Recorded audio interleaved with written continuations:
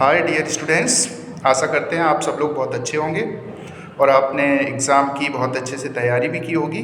कुछ पॉइंट्स हैं जिनको मैं आपको शेयर करना चाहता हूं, इसलिए आपके सामने आया हूं। और उन पॉइंट्स को अगर आप अपने मस्तिष्क में, अपने दिमाग में अच्छे से रखते हैं तो बहुत अच्छा पेपर आप कर पाएंगे। फर्स्ट ऑफ ऑल, जो कुछ सामान जो चीज़ों की आपको कल ज़रूरत पड़ने वाली है उसको आज शाम को अरेंज करके अच्छे से रख लीजिएगा। आप कपड़े अपने जो कि कल पहनने वाले हो, पेन आपने पहले से ला के रख लिए होंगे और उनसे लिख के भी देख लीजिए कि आपका जो हैंड राइटिंग है वो किस तरीके का आ रहा है। नेक्स्ट थिंग, आप जब घर से निकलें तो आपका जो माइंड है वो लाइट होना चाहिए। फ्रेश माइंड के साथ जाएं। आप किसी बर्डन को लेकर नहीं जाएं। आपका जो माइंड है वो एकदम लाइट, खुशी से, उम्मीद से, जोश और उत्साह से भरा हुआ होना चाहिए। अगर आप जोश और उत्साह के साथ एग्ज़ाम हॉल में एंटर करेंगे तो आप अच्छा कर पाएंगे। किसी प्रकार का कोई स्ट्रेस, टेंशन नहीं लेनी है। आपको उन सारी चीज़ों पे फोकस करते हुए जाना है जिन चीज़ों को आप बहुत अच्छी तरीके से सीख लिए हैं। जो भी आपके पॉइंट्स आपके माइंड में हैं, जिनको आप अच्छी तरीके से कर पा रहे हैं। लिख के देखा होगा, अगर आपने कोई पेपर किया है तो बहुत ही अच्छा है। अगर आप पेपर के वो पॉइंट्स और वो इम्पोर्टेंट थिंग्स माइंड में फोकस करते हैं जो आपको पहले से आ रहा है तो निश्चित ही आप अच्छा फील करेंगे। अगर आपने कुछ जोक वगैरह तैयार कर रखा है पहले से, कुछ आपकी बहुत शानदार मेमोरीज़ हैं तो उनके बारे में सोचिए। आप अंदर से खिल उठने चाहिए जब आप घर से निकलें, एग्ज़ाम हॉल पे पहुँचें उस टाइम पर। नेक्स्ट थिंग, आपको हमेशा किस चीज़ के बारे में सोचना है, क्या क्या आपको आता है, ना कि ये सोचना है नहीं आता है। हमेशा आपको इस चीज़ को फोकस करना है कि आपको क्या क्या आ रहा है, तो निश्चित ही आप बेहतर कर पाएंगे। नेक्स्ट थिंग है, कुछ बच्चे जो कि थोड़ा कम पढ़े हुए होते हैं उनके लिए मैं बता देता हूँ। वो बच्चे क्या करते हैं, क्वेश्चन वर्ड से शुरू कर लेते हैं।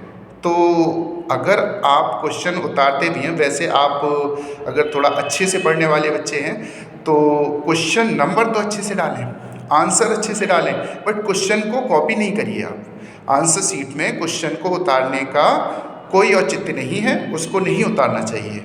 इससे ये शो होता है कि आप जो है थोड़ा अच्छे से एजुकेटेड पर्सन नहीं है, क्योंकि इतना समय आपके पास कैसे है कि आप क्वेश्चन को उतार लें। अगर कोई बच्चा पढ़ने वाला होगा तो उसे आंसर लिखने से ही फुर्सत नहीं मिलेगी, वो क्वेश्चन कहाँ से उतार पाएगा। अगर फिर भी आप कुछ ऐसे बच्चे भी होंगे जिनके पास कंटेंट की कमी होती है, अब वो जो पैसेज दिया होता है पेपर के अंदर या क्वेश्चन दिए होते हैं उसी से कॉपी पढ़ने की कोशिश करते हैं, तो इतना तो कम से कम ध्यान रखिएगा कि क्वेश्चन वर्ड से शुरुआत ना करें। क्वेश्चन वर्ड इंग्लिश में जैसे वाई, व्हेन, वेयर, व्हाट, ये जो वर्ड्स हुआ करते हैं, कृपया इनसे शुरुआत तो मत करिएगा। ये सेंटेंस जब भी आप बनाते हो, किसी भी सेंटेंस की शुरुआत आप किया करते हो, सबसे पहले ये वर्ड लिख देते हो। आंसर में इस वर्ड को लिखने का क्या मतलब है, तो वो निश्चित कटना ही कटना है। इसी तरीके से हिंदी में भी होगा, क्यों, कब, कहाँ, कैसे, इससे आप शुरुआत ना करें। नेक्स्ट थिंग, कोई भी बच्चा जो बहुत अच्छे नंबर लाना चाहता है उसको एक चीज़ ध्यान में रखनी चाहिए। अगर आप शॉर्ट आंसर्स कर रहे हो और शॉर्ट आंसर्स की आपने शुरुआत की, तो जो फर्स्ट शॉर्ट आंसर आपको लिखना है उसमें वर्ड लिमिट दे रखी होती है। वर्ड लिमिट होगी आपकी 30 to 40, 50 जो भी दिया हो। तो कोशिश करिएगा जो पहला आपका क्वेश्चन हो, जो बहुत अच्छे से आ रहा हो, अटेम्प्ट कर लें। कोशिश करें उसे पॉइंट टू पॉइंट लिखने की। आप पहला जो शॉर्ट आंसर लिखेंगे कोशिश करें 30 वर्ड्स में। नेक्स्ट आपको आ रहा है उसको जब लिखें तो कोशिश करें 35 वर्ड्स में। बस काउंट तो नहीं करेंगे, गैस कर सकते हैं कि भाई ये 4 लाइन में आ गया, नेक्स्ट वाला 5 लाइन्स में आना चाहिए, नेक्स्ट वाला 6 लाइन्स में आना चाहिए। अगर आप लाइन्स बढ़ाते जाएंगे तो इससे आपको बेनिफिट मिलेगा। इसका बेनिफिट क्या होगा कि अगर एग्जामिनर जब भी चेक कर रहे होंगे और आपको पहले जो कि सही आंसर आपने लिखा है उसमें अगर वो 3 मार्क्स दे देते हैं, 4 मार्क्स का क्वेश्चन है, तो नेक्स्ट जो है उससे भी ज़्यादा लिखा हुआ है और वो भी सही है आपका, तो उसके लिए आपको 3.5 मार्क्स देंगे। और नेक्स्ट जो है वो भी सही लिखा हुआ है आपका और वो उससे भी ज़्यादा लिखा है ना, उसमें उससे भी ज़्यादा वर्ड्स हैं, तो उसके लिए आपको पूरे के पूरे 4 मार्क्स मिल जाएंगे। तो ये ट्रिक रहती है हमारे अच्छे नंबर्स को गेन करने की। नेक्स्ट थिंग है, आप जब भी क्वेश्चन नंबर डालें, तो क्वेश्चन नंबर को बहुत अच्छी तरीके से एक हाईलाइट करके एक ऊपर वाली लाइन में लिखिएगा और उस लाइन को पूरा खाली छोड़ दीजिएगा। उसके नीचे जब आप शुरू करें लिखना तो आंसर डालिएगा, उसके बाद लिखना शुरू करिएगा।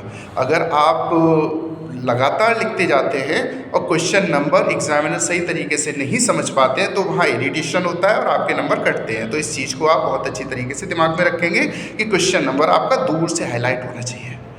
किसी भी आंसर की शुरुआत क्वेश्चन वर्ड से नहीं होनी चाहिए। तो जो बच्चे अच्छे नंबर लाना चाहते हैं उन्हें तो बहुत कुछ पढ़ना होता है और आप लोगों ने पढ़ भी रखा होगा निश्चित ही। और अगर आपने पढ़ रखा है तो आपको कंटेंट की कोई कमी नहीं होगी।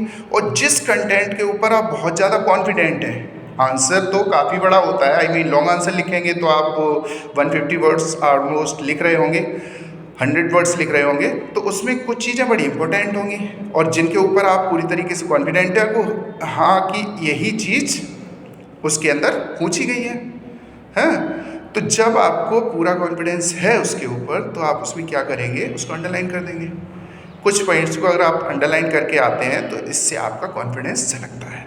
और अगर आप इतने कॉन्फिडेंस के साथ कोई भी चीज़ लिख रहे हो, आप दिखाना चाहते हो एग्जामिनर को कि इस मेरी नॉलेज को चेक किया जाए, तो निश्चित ही आपको नंबर तो अच्छे मिलने ही मिलने हैं। वो किसी भी तरीके से उस चीज़ को तो नहीं काटेंगे और दूर से नज़र पड़ती है उस चीज़ के ऊपर। नेक्स्ट थिंग जो आपको माइंड में रखनी है, बीच में थोड़ा सा रिलैक्स लेना है। ऑलमोस्ट 1 आवर लेटर आप थोड़ा सा रिलैक्स्ड हो जाएं, कंफर्टेबल फील करें। आई मीन अगर आप कंटिन्यू लिखते रहेंगे तो माइंड जो है थोड़ा एग्जॉस्ट हो जाता है। 2-4 बार गहरी गहरी सांसें लें, थोड़ा सिर ऊपर उठाकर देखें और उसके बाद एक बार सोचने का भी प्रयास करें कि जो कुछ भी आप पीछे पलट के देखें, जो कुछ भी आप लिख रहे हैं, जिस तरीके से क्वेश्चन नंबर पढ़ने चाहिए, कोई क्वेश्चन मिस तो नहीं कर रहे हैं आप। जब भी क्वेश्चन को पढ़ें तो उसमें मेन पॉइंट्स पे अंडरलाइन कर लें कि इसमें पूछा क्या गया है और उस चीज़ पर अंडरलाइन ज़रूर करें जिस क्वेश्चन के अंदर नहीं या नॉट दिया गया हो। नॉट, अब होता क्या है कि विच वन इज़ नो या फिर नॉट, आगे कुछ भी लिख दिया जाएगा। अब आप क्या कहोगे, which one is the similar to that, उसमें होगा which one is not similar to that. अब नॉट को बच्चे मिस कर देते हैं और सिमिलर लिख कर आ जाते हैं और वहाँ पर अपोजिट पूछा जा रहा होता है। तो ये मिस्टेक बहुत बड़ी होती है। आपको किन पॉइंट्स पर आंसर देना है, इस चीज़ को बड़े ही ध्यान के साथ पढ़कर, आई मीन क्वेश्चन पेपर को बहुत ध्यान से पढ़ना है, क्योंकि आप जिन क्वेश्चंस को कर रहे होते हैं उसमें अगर एक वर्ड भी मिस हो जाता है तो वहाँ क्वेश्चन का पूरा जो कुछ भी आप लिख रहे हो पूरा सेंस बदल जाता है।